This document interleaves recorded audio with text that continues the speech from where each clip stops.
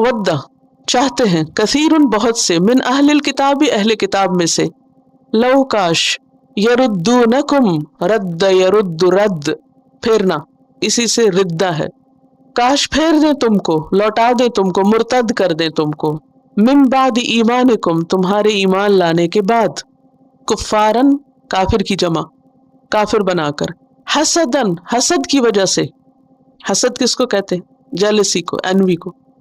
حسد کیا ہوتا ہے؟ حسد کی ڈیفینیشن کیا؟ جیلسی کیا ہوتی؟ کسی کے پاس نعمت دیکھ کر اس پر خوش نہ ہونا، اللہ کی تقسیم پہ راضی نہ ہونا، اور اس بات کی تمنا کرنا کہ یہ نعمت اس سے چھن جائے، اس کو حسد کہتے ہیں۔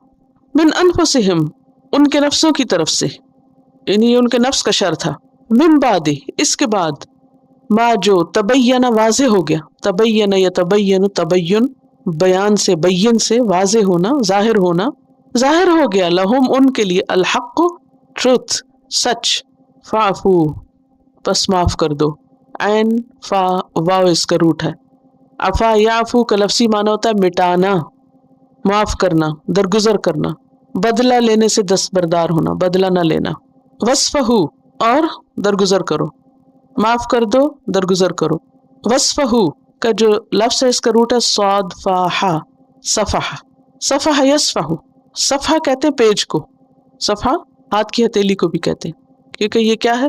سیدھی ہوتی ہے، یعنی پلین ہوتی ہے، اور اس پر آپ لکھ بھی سکتے ہیں۔ جب آپ کو کسی کا نمبر لکھنا ہو اور کاغذ نہ مل رہا ہو تو آپ ہاتھ کی بیک پہ نہیں لکھتے، کہاں لکھتے ہیں؟ ہمیشہ ہتھیلی کو پیج بناتے ہیں اپنا، کیوں؟ اس لیے کہ یہ سب سے زیادہ اسموتھ ہوتی ہے۔